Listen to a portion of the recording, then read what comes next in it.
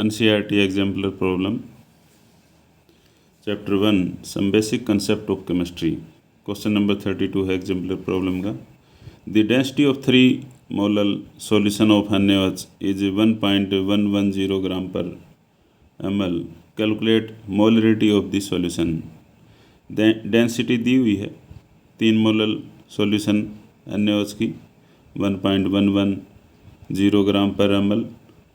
तो हमने molarity of the solution calculate करना है. तो हम लेके चलेंगे 3 molar solution of NaOH means 3 moles of NaOH are dissolve in 1000 gram of water. तो 3 मोलर का मतलब होता है 3 जो मोल हैं NaOH के वो डिजोल्व हैं 1000 ग्राम ऑफ दी वाटर के अंदर. But 3 moles of NaOH actual में होते कितने हैं?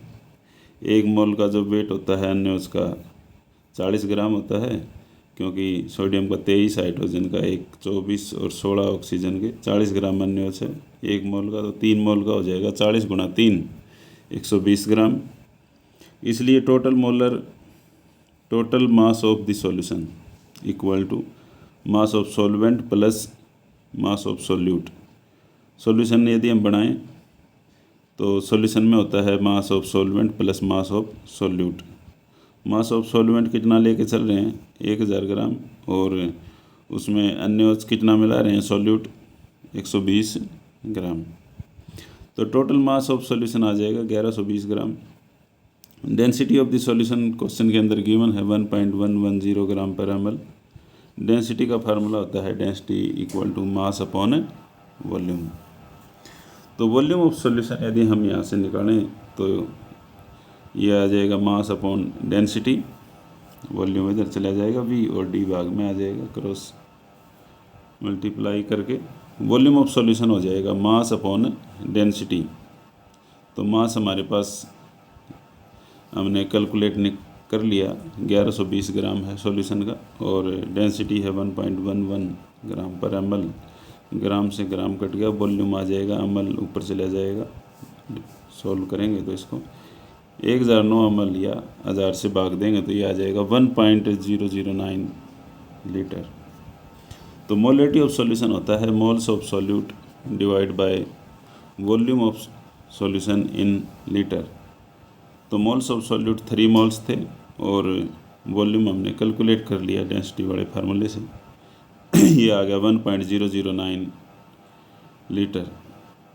तो 3 मोल भाग में volume of solution in litre, ये आ जाएगा molarity of the solution 2.97 molar.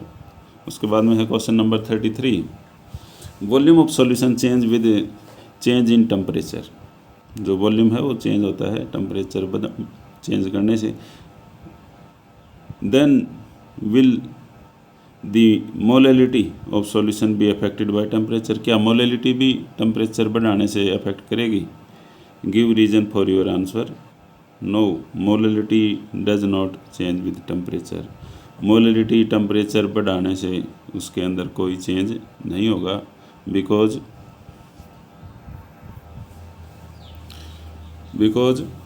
it involves mass of solute and solvent which do not change with temperature. Molality जो होती है number of moles per kg या 1000 किलोग्राम या ग्राम के अंदर अकॉर्डिंग टू होती है. उसमें मोलैलिटी होती है number of moles per kg. तो kg जो है वो मास है, जो मास है वो टेम्परेचर बढ़ाने से बढ़ेगा नहीं, because it involves mass of solute and solvent which do not change with temperature. जो मास है वो टेम्परेचर के बढ़ाने से चेंज नहीं होगा, सिर्फ वॉल्यूम ही चेंज होता है. उसके बाद में है question number 34. If 4 gram of NaOH dissolve in 36 gram of H2O. 4 gram NaOH है वो हम यदि डिजोल्व करें 36 ग्राम वाटर में. Calculate the mole fraction of each component in solution. Mole fraction calculate करना है हमने ईच कंपोनेंट का सॉल्यूशन के अंदर. Also determine the molarity of the solution. Molarity भी हमने डिटरमाइन करनी है सॉल्यूशन की. Specific gravity of solution is 1 ग्राम पर ml. Specific gravity of A solution given है 1 ग्राम पर ml, तो हम लेके चलेंगे। 4 ग्राम अन्यवच का मतलब क्या है, 4 ग्राम तो अन्यवच का वेट गिवन है, भाग में मोलर मास अन्यवच का 40 होता है, इसको हम डिवाइड करेंगे तो इसका मतलब हो गया कितने मोल हो गए, 4/40 का मतलब हो गया 4 दाएँ 40, 1/10, तो ये आ गया 0.1 मोल। इसी तरह 36 ग्राम वाटर में कितने मोल होंगे हमें पता है, गिवन वेट है 36 ग्राम और वाटर का मोलिकुलर मास होता है 18 ग्राम, तो इसको डिवाइड कर देंगे, 18 दूनी 36, 2 मोल। तो मोल फ्रैक्शन ऑफ NaOH यदि हम निकालें, NaOH सॉल्यूशन के अंदर कितना है, तो NaOH के मोल भाग में total number of moles, NaOH के मोल हैं 0.1 और टोटल नंबर ऑफ मोल्स हैं 0.1 + 2, तो ये आ जाएगा सोल्व करने के बाद 0.047 मोल फ्रैक्शन ऑफ NaOH आएगा। मोल फ्रैक्शन ऑफ H2O यदि हम निकालें, 2 कंपोनेंट सिस्टम है तो एक में से दूसरे के घटा देंगे तो आ जाएगा 1 घटा, क्योंकि दोनों का जो मोल फ्रैक्शन का सम होता है वो 1 होता है, x1 + x2 = 1, तो 1 - 0.047 = 0.953, और इसको हम कैलकुलेट भी कर सकते हैं। मोल फ्रैक्शन ऑफ वाटर भाग में टोटल नंबर ऑफ मोल्स, ये वही आएगा सेम 0.95। तो टोटल मास ऑफ सॉल्यूशन यदि हम देखें तो टोटल मास ऑफ सॉल्यूशन क्या होगा, मास of solvent plus mass of solute. Mass of solvent है 36 ग्राम और सॉल्यूट है हमारे पास 4 ग्राम, टोटल जो मास हो गया सॉल्यूशन का वो 40 ग्राम आ गया। इसी तरह वॉल्यूम ऑफ सॉल्यूशन हम निकाल लेंगे, वॉल्यूम का हमें फार्मूला पता है, डेंसिटी होती है मास अपॉन वॉल्यूम, और वॉल्यूम ऑफ सॉल्यूशन निकालेंगे तो ये आ जाएगा mass upon specific gravity. Specific gravity हमारे पास सॉल्यूशन में गिवन है क्वेश्चन के अंदर 1 ग्राम पर ml है, मास ऑफ द सॉल्यूशन 40 ग्राम है, इसको हम डिवाइड करेंगे तो ये आ जाएगा 40 ml, ग्राम से ग्राम कट गया, ml ऊपर का चले गया, 40 ml को हमने लीटर में बदला, उसको 1000 से हमने भाग दे दिया तो ये आएगा 0.040 लीटर। तो मोलरिटी ऑफ द सॉल्यूशन आ गई, मोल्स ऑफ सॉल्यूट भाग में volume of solution in litre, molarity होती है मोल पर लीटर, तो ये आ जाएगी मोल्स 0.1 मोल और लीटर में कितना हो गया वॉल्यूम 0.040, यहाँ से हमने कैलकुलेट किया था, ये तो मोलरिटी आ गई 2.5 मोलर।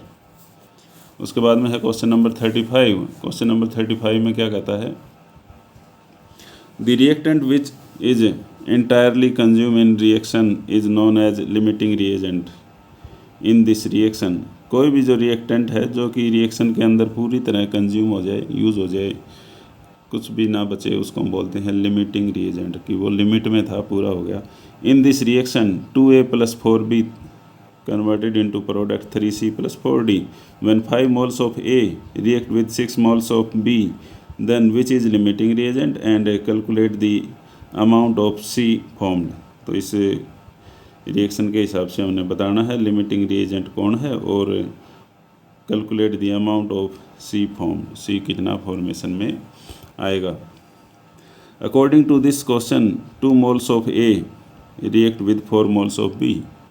क्वेश्चन में ये कहता है मेन रिएक्शन के अंदर 2 मोल ऑफ A रिएक्ट करते हैं 4 मोल B के साथ में, hence 5 moles of A react with 10 moles of B।